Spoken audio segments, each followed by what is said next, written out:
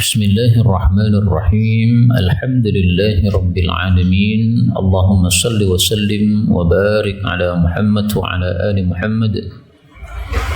Allahumma anfa'na bima 'allamtana wa 'allimna ma yanfa'una wa zidna ilma wa barik lana fi ilmina warzuqna al-ikhlasa fil qawli wal 'amali kamila wa 'ilman nafi'an la yunsa wa tawfiqan daima wa sihhatan wa yaqinan wa afiyah. Allahumma iftah lana kulla khair wa yassir lana kulla umur. Allahumma ansuril mujahidin warhamil mustad'afin wa dammir a'da'ad din wa tmis ala amwalihim amin ya rabbal alamin.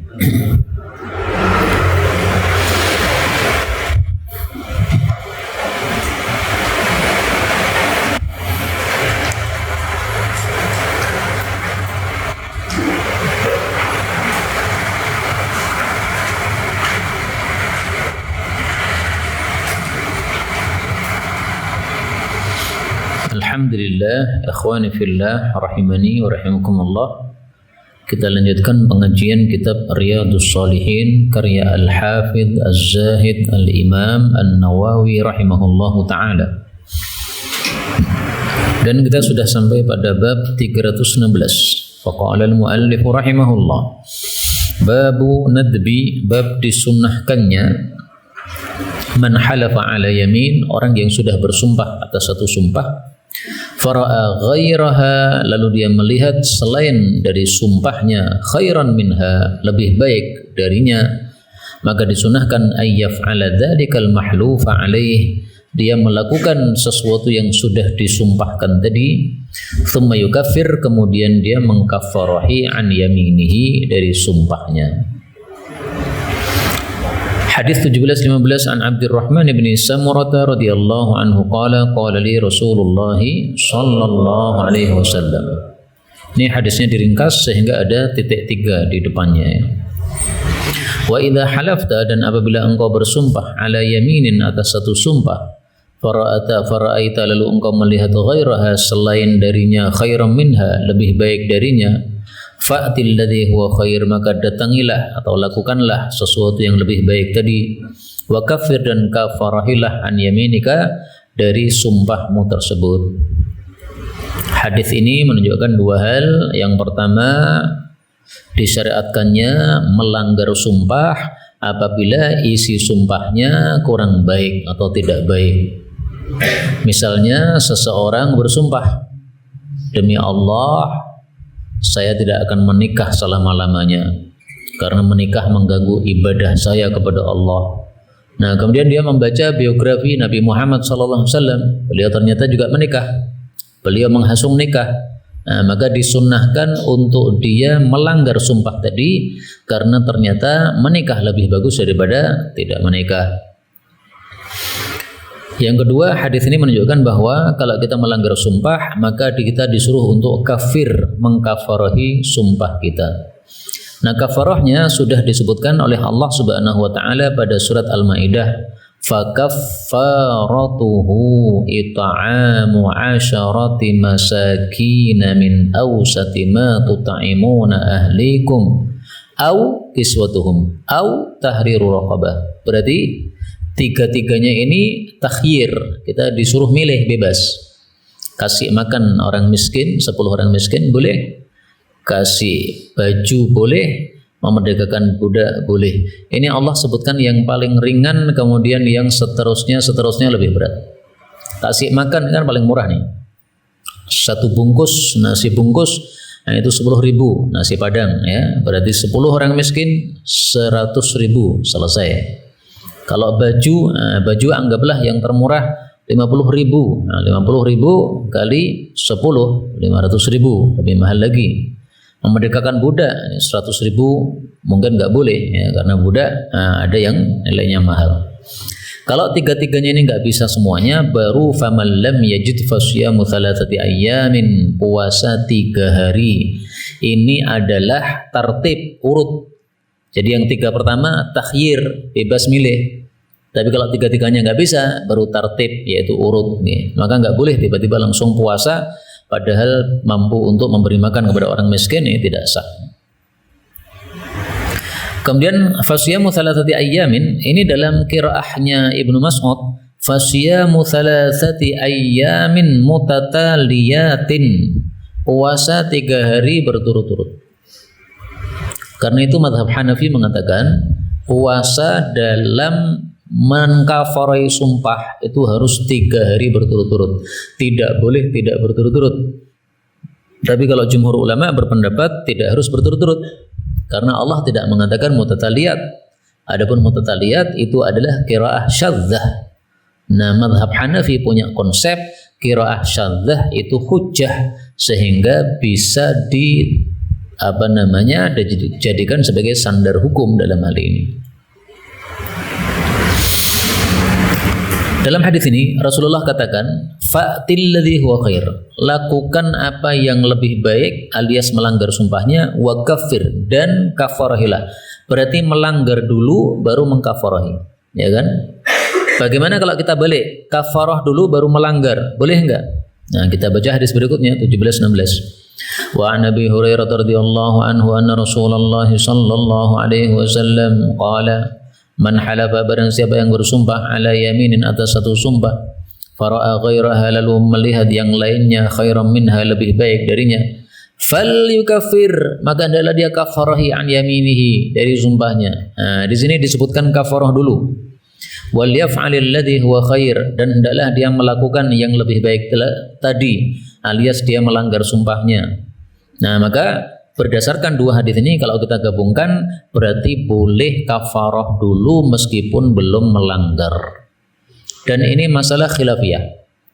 Sebagian ulama mengatakan harus urut, melanggar dulu baru kafarah, karena kafarah itu adalah hukuman bagi yang melanggar. Adapun belum melanggar sudah membayar kafarah, kebalik. Nah, itu menurut sebagian ulama. Tapi pendapat yang lebih kuat insyaallah taala dua-duanya boleh. Boleh melanggar dulu sesuai dengan hadis sebelumnya, boleh kafarah dulu sesuai hadis yang kita baca sekarang ini. Demikian juga hadis berikutnya, sama dengan hadis ini, kafarah dulu. Wa an Abi Musa radhiyallahu anhu anna Rasulullah sallallahu alaihi wasallam qala, ini sesungguhnya aku, wallahi demi Allah, insyaallah jika Allah berkehendak, la ahlifu ala yaminin, tidaklah saya bersumpah atas satu sumpah, thumma ara khairan minha, lalu saya melihat yang lebih baik darinya, illa kafartu an yamini, kecuali saya akan mengkafarahi sumpah saya tadi, wa ataitu alladhi huwa khair, dan saya lakukan yang lebih baik alias saya melanggar sumpah saya. Nah, ini jelas kafarah dulu baru kemudian melanggar. Mungkin ada yang bertanya, bukankah di sini Nabi mengatakan wa dan itu bukan menunjukkan urutan, sehingga ini tidak bisa dijadikan dalil bahwasanya kita boleh kafarah dulu sebelum kita melanggar. Baik, itu memang dari sisi bahasa betul bahwasanya wawu itu adalah limutlaqil jam'i, itu hanya mengumpulkan bukan mengurutkan. Tapi kita temukan hadis yang mengurutkan, ya. Mari kita lihat. Thumma liyati,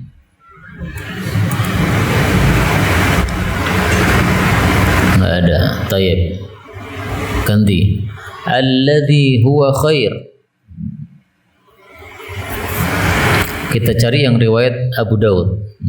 Adakah riwayat Abu Dawud? Karena riwayat Abu Dawud, ya, dari sisi fikih itu lebih komplit.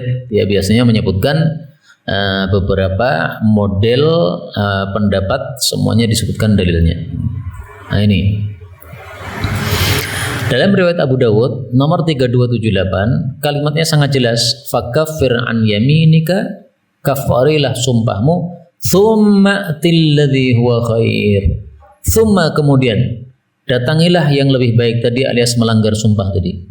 Nah, maka di sini kalimatnya pakai thumma, dan ini derajat hadisnya adalah sahih kata Syekh Albani. Nah, karena itu di sini disebutkan, ya, fi hadzal hadits ruwiya an kulli wahidin minhum fi ba'd riwayat al-hingthu qabla al-kafarah, boleh melanggar sebelum kafarah, wa fi ba'd riwayah al-kafarah qabla al-hingthi, boleh juga kafarah sebelum melanggar. Demikian dijelaskan oleh Al-Imam Abu Dawud di dalam kitab Sunannya, ya. Beliau mengatakan sebagian riwayat adalah hinith dulu atau melanggar dulu, sebagian riwayat adalah kafarah dulu sebelum hinith. Maka dua-duanya adalah diperbolehkan.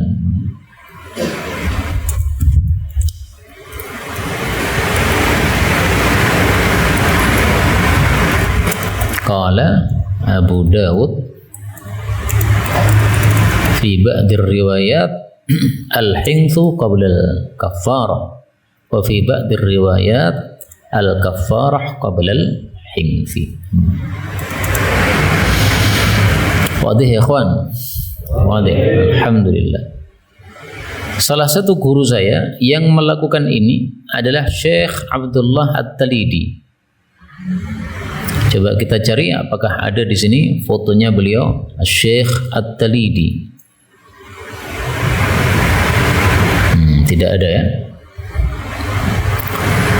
Syekh At-Talidi ini termasuk ulama sufi dulu. Kemudian setelah beliau mempelajari hadis Nabi, maka beliau sadar bahwasanya ajaran-ajaran sufi ini sebagainya sesat. Beliau mempelajari sufi, akhirnya bernazar, bersumpah tidak mau nikah karena nikah menghalangi dari ibadah. Pengen fokusnya ibadah sehingga dalam hatinya cuma ada Allah Subhanahu wa taala, enggak ada makhluk.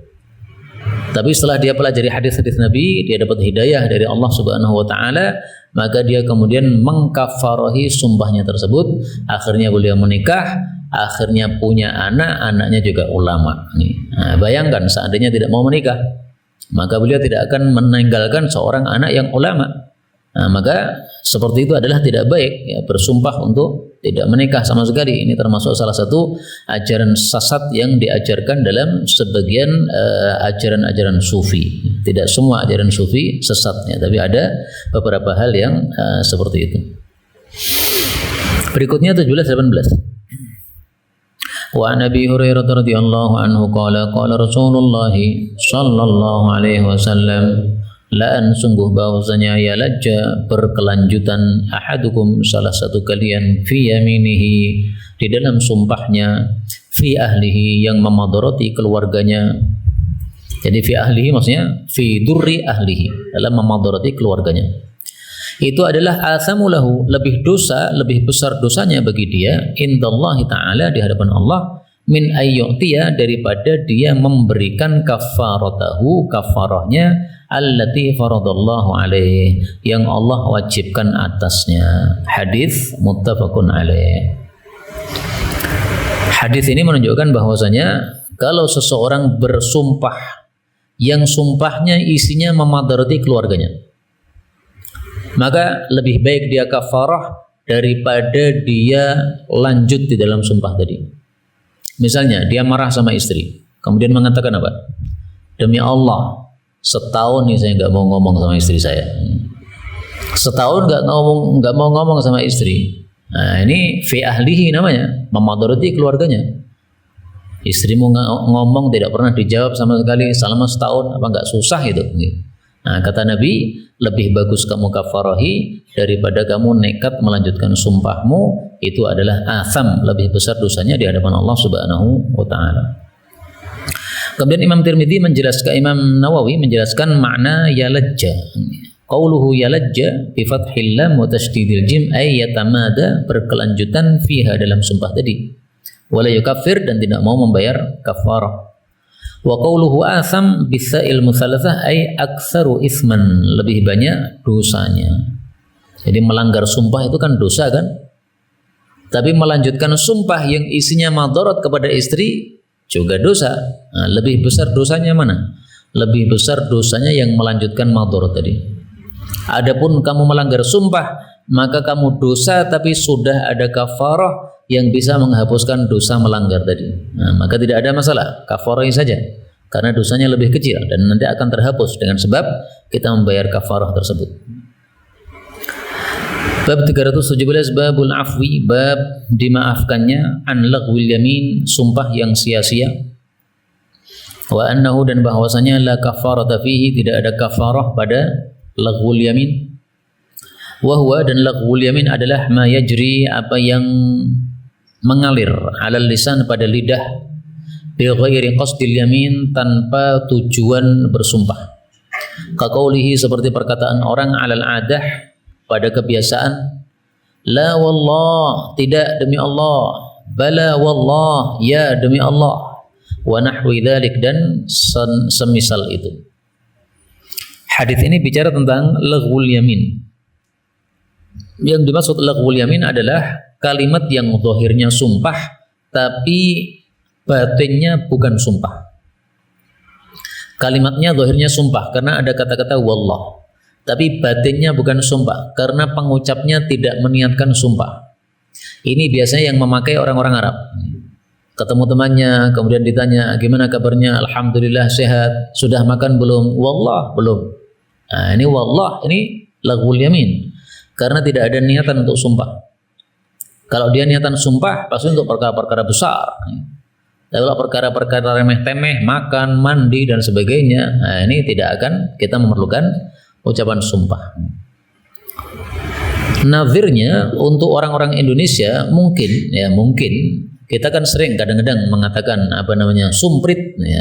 Sumprit maksudnya apa? Sumpah, ya. Tapi ketika mengatakan begitu tidak ada niatan sama sekali untuk bersumpah, ya hanya untuk tambahan ucapan atau penguatan saja, maka itu tidak dihukumi dengan sebagai sumpah. Al-Maidah ayat 89. Qala Allah Ta'ala, la yu'akhidukumullahu bil-laghwi, Allah tidak akan menghukum kalian dengan sebab sesuatu yang sia-sia fi aimanikum, dalam sumpah kalian. Walakin akan tapi yu'akhidukum, Allah menghukum kalian bima aqadtumul aiman. Ini boleh dibaca dua bacaan, boleh aqadtum, boleh juga aqadtum. Apa yang kalian akadkan sebagai sumpah-sumpah. Fa kafaratuhu, maka kafarahnya adalah it'amu asyarati masakin, kasih makan 10 orang miskin, min ausati, dari tengah-tengah ma tut'imuna ahlikum, apa yang kalian berikan kepada keluarga kalian. Tengah-tengah artinya apa? Tidak yang terlalu mahal, tidak yang terlalu murah. Misalnya engkau biasa makan yang mahal daging, makan yang biasa telur, makan yang murah karak, ya, nah, maka ambil yang tengah-tengah, telur. Atau kiswatuhum, memberikan baju kepada mereka, kiswah, pakaian. Au tahrir raqabah, atau memerdekakan budak. Nah, budak ini harus mukmin. Karena pada ayat Bihar Allah sebutkan mukminah. Ini sama-sama kafarah, berarti harus mukminah. Faman lam yajid, maka barang siapa yang tidak mendapati, yaitu tidak mampu melakukan salah satu dari 3 tadi, fasyamu thalathati ayyamin, maka puasa 3 hari. Qara Ibnu Mas'udin, Ibnu Mas'ud membaca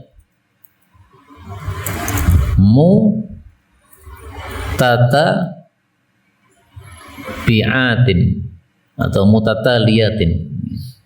Lupa saya apakah mutatabi'at atau mutataliyat, tapi sama saja maksudnya, ya. Yaitu 3 hari berturut-turut. Wa alaihi al-Hanafiyah, dan itulah yang dipakai oleh mazhab Hanafi, bahwasanya kafarah untuk puasa sumpah ini puasanya harus thalathati ayyamin mutataliyatin, harus 3 hari berturut-turut. Kenapa? Karena konsep mereka tadi al-ihtijaju bil qiraati syadzah, berdalil dengan qiraah yang syadz. Wallahu a'lam bissawab.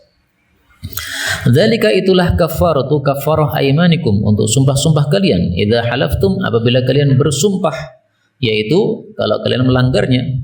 Wahfadhu aimanakum, dan jagalah sumpah-sumpah kalian. Apa yang dimaksud hifdzul aiman, menjaga sumpah? Hifdzul aiman, menjaga sumpah. Yang pertama, adamu an-naqs, jangan merusak sumpah. Karena kalau kita merusak sumpah, berarti kita tidak menjaga sumpah kita. Yang kedua, al-kafarah indan naqs. Kalau kita merusak sumpah kita, maka kita harus bayar kafarah. Ini termasuk menjaga sumpah. Sehingga kalau tidak membayar kafarah padahal sudah merusak sumpah, itu namanya tidak menjaga sumpah. Yang ketiga, as-sidqu fil yamin, jujur di dalam sumpah. Maka kalau kita sumpah tapi isinya dusta, berarti tidak menjaga sumpah kita. Maka perintah menjaga sumpah ini mencakup 3 hal. Yang pertama, jangan dirusak. Yang kedua, kalau dirusak maka bayar kafarah. Yang ketiga, jujurlah di dalam sumpah. Salah satu dari 3 ini tidak dilakukan, berarti tidak menjaga sumpah.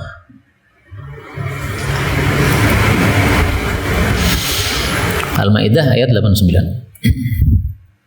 Hadis 17-19. Wa an Aisyah radhiyallahu anha qalat unzilat, telah diturunkan hadhil ayat ini, la yu'akhidhukumullahu bil-laghwi bi aymanikum, Allah tidak menghukum kalian atas sumpah yang sia-sia. Fi qaulir rajul, itu adalah ucapan seseorang, la wallah, tidak demi Allah, wa bala wallah, ya demi Allah, tapi tanpa niatan untuk sumpah sebagaimana sudah dijelaskan di muka. Jadi tafsirnya ini adalah tafsiran dari Aisyah sahabat Nabi sallallahu alaihi wa alihi wasallam. Nah, tafsiran dari para sahabat apakah bisa dijadikan sebagai hujjah? Bisa. Karena mereka mendapatkan tafsir dari siapa? Rasulullah sallallahu alaihi wasallam. Karena itulah dalam bab tafsir para ulama mengatakan tafsir yang paling tinggi adalah tafsirul Qur'ani bil Qur'an, menafsirkan Quran dengan ayat Quran. Yang kedua, tafsirul Qur'ani bil hadis, menafsirkan Quran dengan hadis atau bis sunnah, dengan sabda Nabi SAW. Yang ketiga, bi aqwalis sahabah, menafsirkan Quran dengan ucapan-ucapan para sahabat, tafsiran para sahabat. Karena para sahabat ngambil tafsirnya dari Rasulullah SAW, sehingga bisa dijadikan sebagai hujjah. Yang ketiga, bi aqwali kibarit tabi'in, dengan mengambil tafsiran dari kibarut tabi'in, tabi'in kibar, tabi'in besar. Kenapa kita katakan kibarit tabi'in, tidak tabi'in gitu saja? Karena kalau disebut kibar, itu dia bertemu dengan sahabat yang banyak. Tapi kalau hanya disebut sigharut tabi'in, itu mungkin dia hanya ketemu satu sahabat saja. Sahabat-sahabat yang lain dia nggak ketemu karena sudah banyak yang mati. Tapi kalau kibarut tabi'in, dia masih mengalami masa hidup para sahabat Nabi yang sangat banyak. Nah, sehingga tafsiran yang dia bawa itu sumbernya dari para sahabat. Rata-ratanya sumbernya dari para sahabat. Sementara sahabat tafsirannya juga dari Rasulullah SAW. Nah, maka tafsirul Quran bil Quran, kemudian tafsirul Quran bis sunnah, kemudian tafsirul Quran bi aqwalis sahabah, kemudian tafsirul Quran bi aqwali kibarit tabi'in, ini semuanya bisa dijadikan sebagai dasar untuk bab tafsir Al-Quran.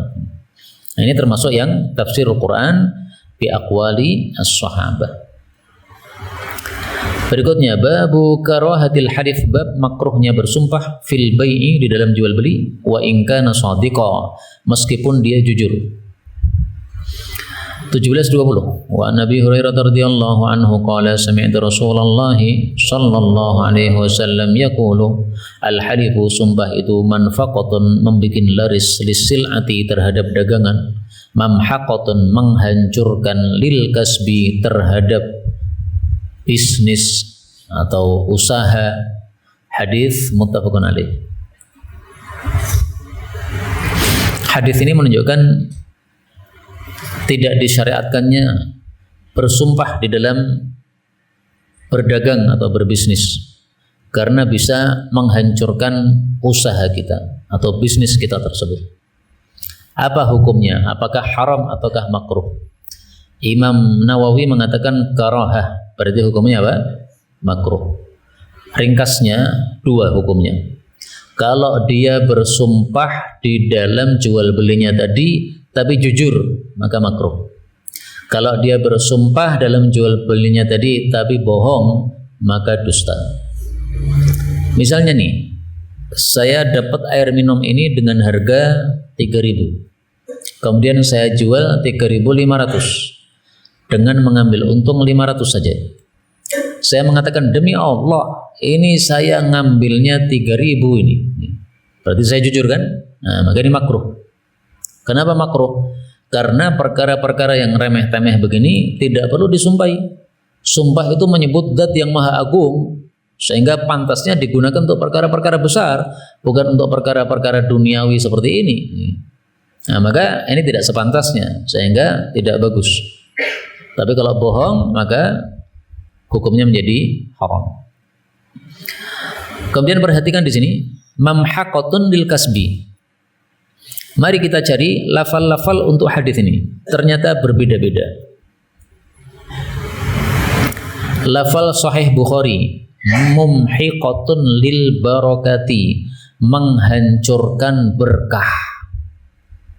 Kalau ini tadi mamhaqatun lil kasbi, menghancurkan usaha.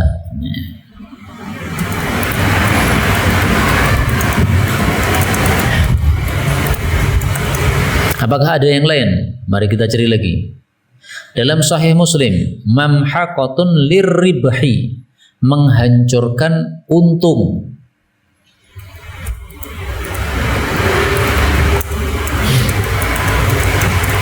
Berarti ada 3 lafal. Ya. Lafal yang pertama apa? Lil kasbi. Lafal yang kedua lil barakati. Lafal yang ketiga lirribhi. Semuanya sahih. Sekarang yang lil kasbi, riwayat siapa itu? Nah, ternyata kita temukan lil kasbi ini bukan riwayat Bukhari Muslim, tapi riwayatnya Imam Nasai, lil kasbi. Nah, maka lil kasbi itu adalah fin Nasai, ya, lafalnya Imam Nasai. Sehingga di sini Imam Nawawi mengatakan mamhaqatun lil kasbi muttafaqun alaih. Ini maksudnya adalah maknanya yang muttafaqun alaih. Tapi kalau lafalnya yang muttafaqun alaih bukan lil kasbi. Karena lil kasbi kita temukan pada 2 saja. Yang pertama riwayat Abu Dawud lil kasbi. Yang kedua riwayat Nasai juga lil kasbi, ya. Adapun Bukhari Muslim ada kalanya lil barakah, ada kalanya lil ribah. Fi Abi Dawud wan Nasai itu lil kasbi. Nah, sekarang ini kan lafalnya semuanya kan sahih.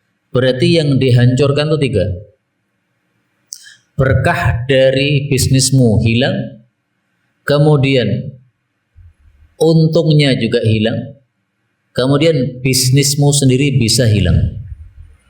Karena kalau kamu terkenal bisnis pakai sumpah, akhirnya banyak orang yang nggak percaya, sehingga ketok tular sesama orang mengatakan jangan beli ke sana. Dia banyak sumpah, paling-paling bohong. Nah, akhirnya orang tidak suka beli dari kita, akhirnya kasb atau usaha kita atau bisnis kita hancur. Maka bisa menghancurkan usaha, menghancurkan laba, dan menghancurkan berkahnya. Salah satu dari 3 ini bisa hancur gara-gara kita banyak sumpah di dalam berbisnis.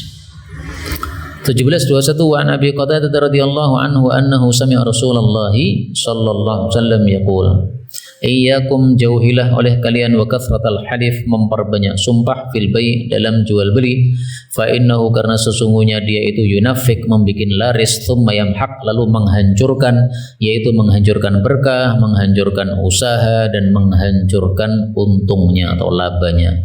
Hadis rawahu Muslim. Di sini Nabi mengatakan kasratal halif, memperbanyak sumpah. Berarti kalau hanya jarang sesekali itu tidak termasuk yang dilarang. Yang dilarang adalah kasrat, memperbanyak sumpah. Ini yang dapat kita pelajari pada pertemuan kali ini. Adapun bab berikutnya 319 insyaallah di waktu yang lain.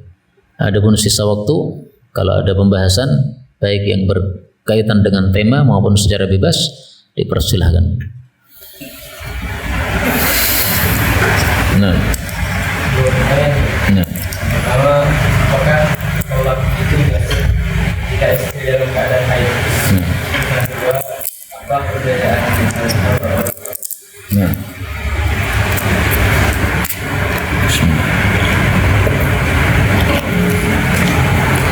Apakah talak sah atau terjadi ketika istri dalam keadaan haid? Silahkan dilihat di dalam kitab Bulughul Maram min Adillatil Ahkam. Kata kuncinya wa husibat.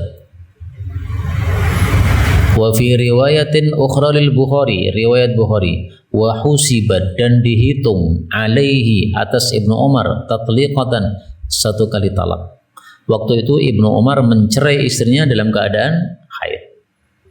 Maka riwayat Bukhari sangat jelas menunjukkan bahwa talaknya meskipun bid'ah tetapi tetap dihitung, husibat, dihitung.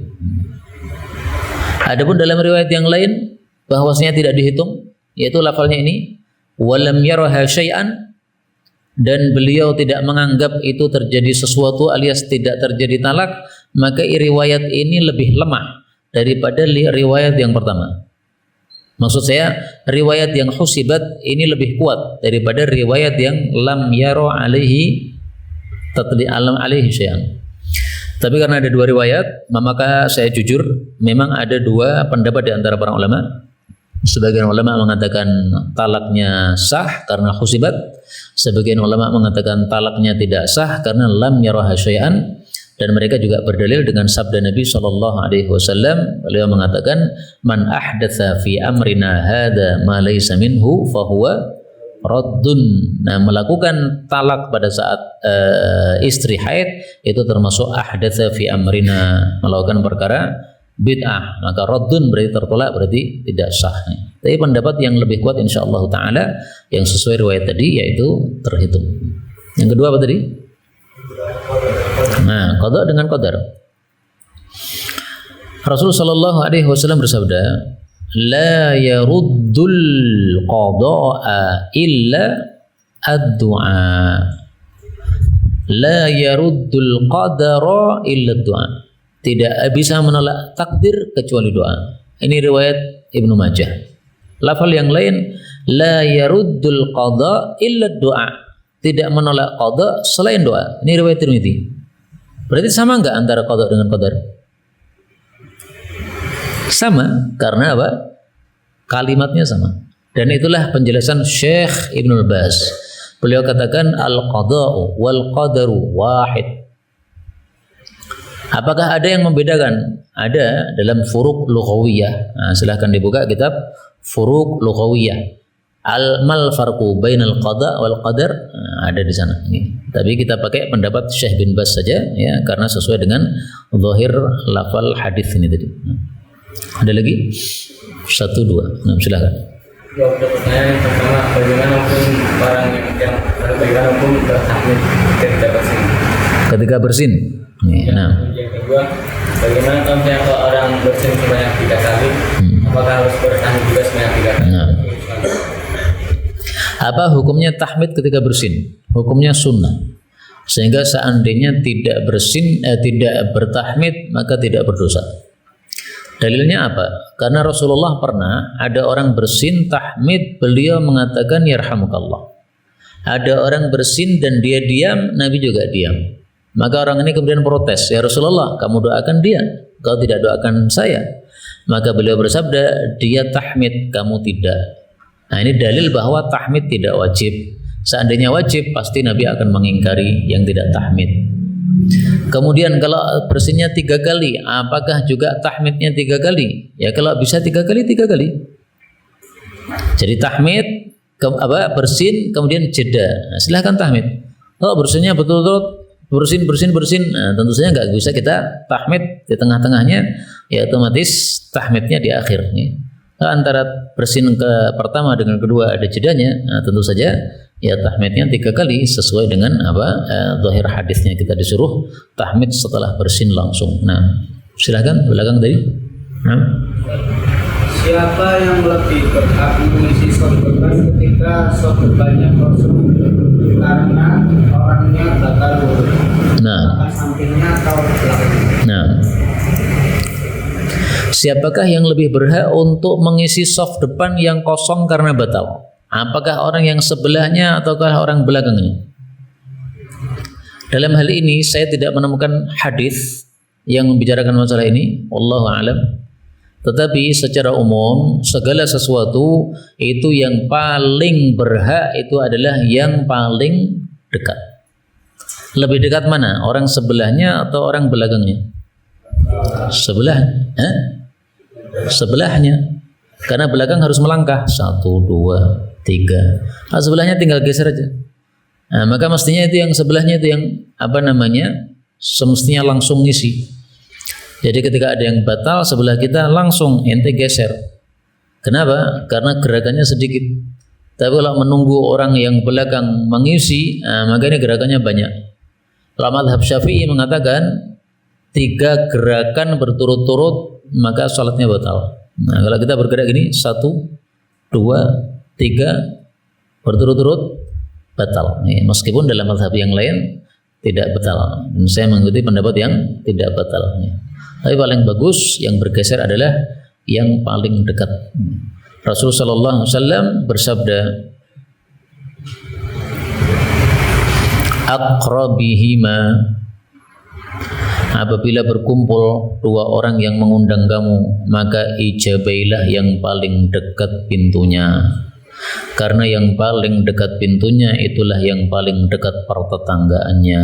Hadis riwayat Abu Dawud. Mirip seperti ini, mirip saja ya, bukan satu hal yang sama. Ada lagi? 1, 2, 3, 6, silahkan. Nah, yang pertama, jadi kan siang itu kafarat setelah 3 Pakistan itu enggak dipenuhi. nah, Terus gimana jika dulu itu ada seorang yang jumpa atau melanggar itu, dia tuh nggak tahu hukum tentang opsi 3 tadi, terus dia tuh kafaratnya pakai puasa. Terus gimana jadinya pas dia tuh udah tahu tentang hukumnya tadi? jadi dulu nggak tahu. Ini termasuk dalam bab al-udhru bil jahl. Apakah dia dimaafkan karena dia bodoh ataukah tidak? Pendapat yang populer bahwasanya al-udhr bil jahl itu betul-betul ada. Sehingga karena dia bodoh ya dimaafkan, sudah terlanjur maka tidak ada masalah. Tapi untuk kedepannya tidak boleh lagi seperti itu. Yang kedua? Yang kedua, apa saja kriteria sufi yang tidak sesat, dan apa pandangan Ustaz tentang sufinya Asbiyah Said Muhammad bin Alawi? Tariqatuna al-kitabu was sunnah. Ini perkataan salah satu ulama sufi di masa awal, yaitu di masa tabi'in dan yang sekelas itu ya, Al-Junaid dan yang lain-lain ya, orang-orang awal ya, orang-orang sufi awal, Al-Junaid, Al-Hasan Al-Basri. Nah, itu mereka mengatakan tariqatun al-kitab was sunnah. Tasawuf kami ini jalurnya dari Quran dan Sunnah. Sehingga tasawuf yang tidak sesuai dengan Quran Sunnah bid'ah. Misalnya apa? Sekarang ini terkenal katanya orang-orang sufi kalau zikir sambil nari-nari, joget-joget, enggak sesuai sunnah sama sekali. Udhkur rabbaka tadarruan wa khifatan, malah joget-joget. Mana tadarru'nya? Enggak ada tadarru' sama sekali. Nah, maka ya tidak bisa kita mengatakan ini ketarikah tertentu ini adalah tasawuf yang murni atau yang tidak. Ya lihat saja amalannya bagaimana. Amalannya tidak bagus, tinggalkan. Itu berarti perkara yang bid'ah.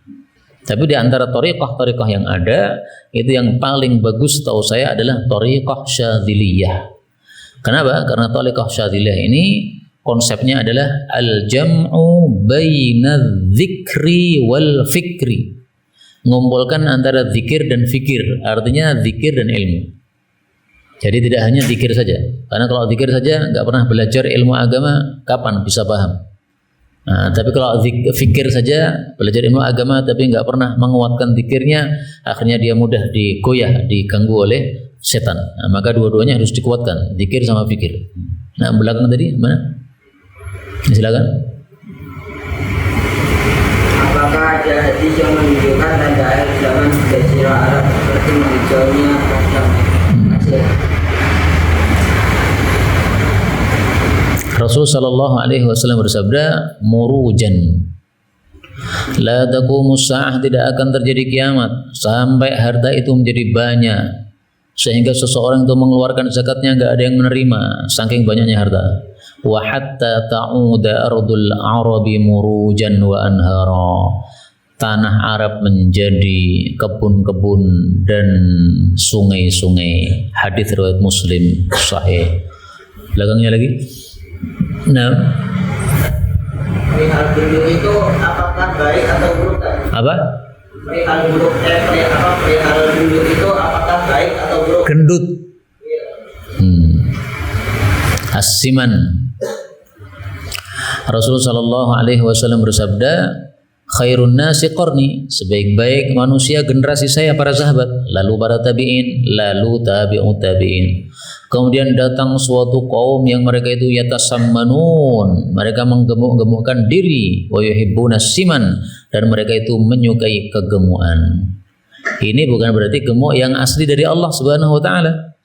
Tapi maksudnya adalah mereka itu malas ibadah, suka makan terus nih, bersenang-senangan dengan dunia, akhirnya jadi gemuk. Adapun kalau orang yang rajin ibadah, ngaji setiap hari, mikir setiap hari, mempelajari ilmu agama, tapi Allah takdirkan gemuk, nggak termasuk di sini. Nah, maka yang gemuk-gemuk tenang saja. Yang penting antum jangan banyak tidur, tetapi banyaklah ibadah kepada Allah Subhanahu wa taala. Itu maksudnya. Jadi bukan gemuk yang sejak awal, tapi gemuk yang diusahakan atau gara-gara tingkahnya sendiri, banyak tidur dan sebagainya, itu yang tercela. Hadis riwayat Tirmidzi. Fadhal. Pertanyaan. Nah, Yang pertama, apakah termasuk sumpah orang yang bersumpah dengan kata sumpah? Terus yang kedua, bagaimana keadaan orang yang berisik tatkala ada orang yang sholat dan tatkala ada berisik ketika ada yang sholat. Apakah termasuk sumpah kalau seseorang mengatakan sumpah? Mari kita lihat apa definisi sumpah. Kitab Al-Wasit atau Mu'jam Lughatil Fuqaha. Apa bahasa Arabnya sumpah? Al-yamin.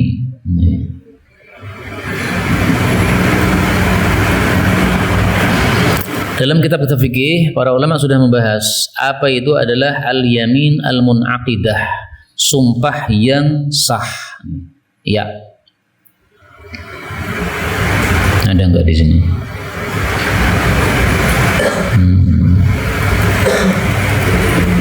Enggak ada ya. Al-yafi.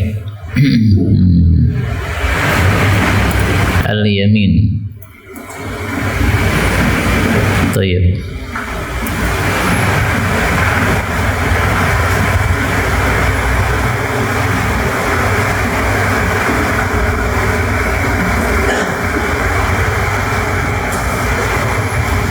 Enggak ada. Tayyib. Coba al-halif, barangkali beliau menjelaskan.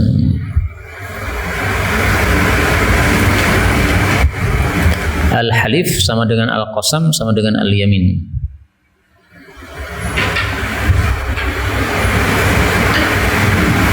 Sayangnya tidak disebutkan. Nah, jadi ringkasnya gini. Para ulama fikih mengatakan al-yaminul mun'aqid maka yahlifu billahi au bisifatihi.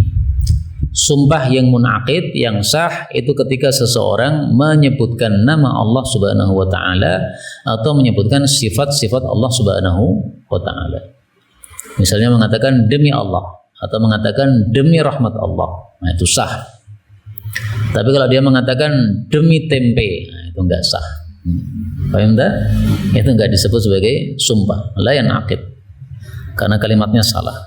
Maka kalau tadi ya hanya katakan sumpah, ya, yang zahirnya bukan termasuk, karena harus mengucapkan Allah atau nama Allah Subhanahu wa taala. Yang kedua apa tadi? bagaimana keadaan orang yang berisik tatkala Oh, nah, berisik ketika ada orang sedang salat. Rasulullah sallallahu alaihi wasallam bersabda, riwayat Baghawi, fatu'dhu al-mu'minin in idza kana ahadukum fi shalah. Kalau seseorang itu sedang salat, dia sedang bermunajat kepada Allah, maka hendaklah seseorang itu perhatikan apa yang dia ucapkan dalam salatnya. Wala tarfa'u aswatakum fatu'dhul mu'minin. Jangan mengeraskan suara sehingga akan mengganggu orang-orang mukmin. Jadi ada orang salat kita malah ngobrol keras-keras, ini mengganggu, nggak boleh. Makanya termasuk perbuatan yang salah kaprah adalah setelah adzan kemudian ambil mic kemudian puji-pujian. Nah, itu salah itu. Salahnya dari sisi la tarfa'u aswatakum fatu'dul mu'minin. Karena setelah adzan orang datang ke masjid, datang di masjid salat sunnah, sementara engkau malah puji-pujian, suaranya keras-keras. Ini orang melakukan seperti itu tujuannya bagus tapi caranya tidak bagus. Istilahnya adalah benar tapi rapener. Benernya apa? Inginnya bagus tapi nggak benar karena nggak sesuai sunnah Nabi SAW. Kam min muridin lil khairi wala yajiduhu wala yanaluhu. Betapa banyak orang yang menghendaki kebaikan tapi tidak mendapatkan kebaikan tadi karena caranya tidak benar. Wallahu a'lam bissawab. Ini yang dapat kita pelajari betul dari Allah Ta'ala. Kalaupun ada salahnya, fa astaghfirullahal azim li wa lakum. Walhamdulillahi rabbil alamin.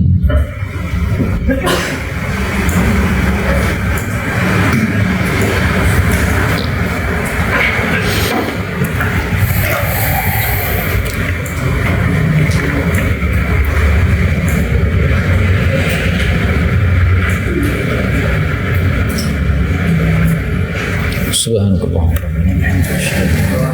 Astagfirullah.